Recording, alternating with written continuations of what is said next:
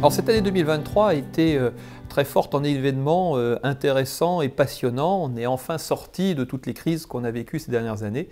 Et donc là, on a de nouveau pu vivre notre cynophilie pleinement. Dans les inscriptions au livre des origines, on note une légère baisse en 2023, mais au global, on conserve notre courbe légèrement croissante avec un nombre d'inscriptions au livre des origines qui reste très satisfaisant.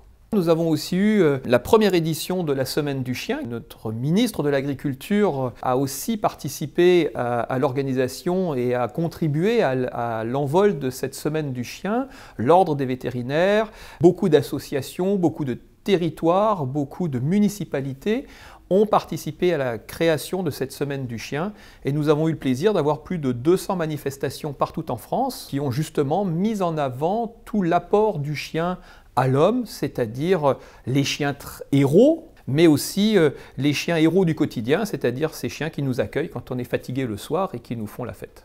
Cette Semaine du Chien n'avait jamais existé avant, c'est-à-dire qu'il n'y avait même pas de journée du chien où l'on pouvait mettre en avant justement cette belle relation. Bien entendu, il existe de la maltraitance animale, il ne faut absolument pas la nier, mais cette Semaine du Chien est justement là pour montrer qu'il y a aussi plus de 7 millions de chiens qui sont heureux de vivre avec leurs propriétaires et plus de 7 millions de propriétaires du coup qui sont aussi très heureux de vivre avec leurs chiens. L'aventure des chiens héros continue. Tous les 2 ans, nous avons cette magnifique cérémonie qui met en avant justement des actes héroïques de certains chiens, que ce soit des chiens de l'administration, mais aussi des chiens de monsieur et madame tout le monde, et des chiens d'assistance. Mais aussi, on a primé des chiens qui recherchent les fuites d'eau dans les rues, c'est-à-dire qu'ils sont capables de détecter les molécules de chlore et de détecter l'endroit de la fuite d'eau. Voilà, il y a des chiens qui détectent la mérule dans les charpentes, il y a des chiens qui détectent les punaises de lit, c'est d'actualité en ce moment. Tous les 2 ans, nous les mettons en lumière dans les salons de la mairie de Paris avec une magnifique cérémonie. L'année dernière, justement en 2023, nous avons eu le plaisir d'accueillir le ministre de l'Agriculture dans cette cérémonie-là, et c'était un temps fort de mise en avant justement des apports exceptionnels du chien au service de l'homme. Dans les grands chantiers en cours de la maison et qui vont se concrétiser en 2024, il y a bien entendu l'identification obligatoire des reproducteurs. C'était un point très important. Il est important que notre livre des origines soit garanti, certifié, que les déclarations que l'on faisait jusqu'à présent des reproducteurs, eh bien qu'on puisse le vérifier. C'est important pour l'acheteur. Il y a une garantie pour l'acheteur que ce qu'il justement achète correspond bien à ce qui lui est marqué sur le pédigré. On va limiter aussi le trafic de chiens de cette manière-là. Donc l'identification des reproducteurs, c'est quelque chose maintenant depuis le 1er septembre qui est obligatoire. Il y a une très grande adhésion des éleveurs. La grande majorité des éleveurs sont favorables à cette mesure et la plébiscitent. D'ailleurs, à ce jour, plus de 70% des reproducteurs sont maintenant identifiés. Nous avons déjà plus de 500 pédigrés qui ont été modifiés. Dans la très grande majorité, c'était des erreurs. Eh bien, ces erreurs sont corrigées. On ne peut pas, en 2024, poursuivre, alors que la technologie nous permet de modifier ça. On ne peut pas poursuivre, de maintenir ce risque d'erreur. Le pôle santé a pour vocation d'aider les éleveurs dans leurs pratiques quotidiennes et c'est en ça que d'ailleurs en septembre 2023 nous avons eu le premier rendez-vous des éleveurs qui a été très suivi et on va continuer en 2024 à poursuivre la formation et à proposer aux éleveurs des petites formations gratuites, c'est des webinaires. Le prochain, ce sera d'ailleurs sur l'actualité digitale et comment développer ses capacités de communication vis-à-vis du public quand on a un élevage.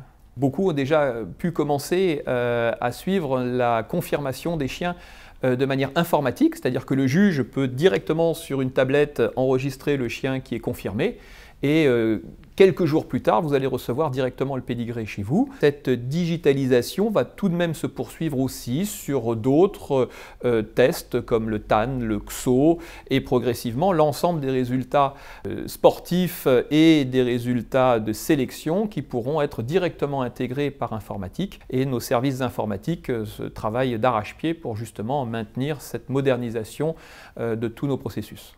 En 2024, de très grands rendez-vous de nouveau. Le tout premier aura lieu dans quelques semaines, fin janvier, le trophée Christian-Aimard Dauphin. Fin février, nous aurons aussi le Salon de l'Agriculture, qui est un grand événement pour la cynophilie française. C'est un rendez-vous incontournable pour la centrale et pour beaucoup d'éleveurs. Début juin, le championnat de France. Donc là, cette année, il sera dans l'Allier, à Montluçon.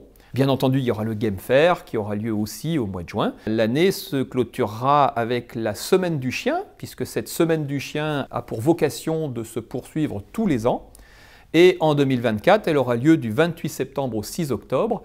Et là, j'encourage déjà toutes les associations territoriales et tous les clubs de préparer cet événement pour que justement ce soit une fête magnifique. Le thème de cette Semaine du Chien 2024, c'est le sport, évidemment, avec les Jeux Olympiques. Pour nous aussi, le sport sera important et il est important pour le chien parce que ça permet de développer les compétences du chien et ça permet aussi d'avoir une relation très particulière avec son animal. Cela fait 3 ans maintenant que je suis le président de la Centrale Canine et je suis heureux d'être le président de cette grande fédération et très fier parce qu'il y a des avancées magnifiques et que je rencontre en permanence des bénévoles passionnés, des gens passionnants qui parlent de leur animal et qui vivent pour leur animal. Donc à titre personnel, pour ce début d'année 2024, je tenais à vous présenter tous mes vœux de bonheur, de santé, de plaisir pour vous, votre famille, vos amis et vos compagnons à 4 pattes. Je sais que l'ensemble des salariés de la centrale ainsi que tous les élus de la centrale se joignent à moi pour vous souhaiter la plus belle année possible en 2024.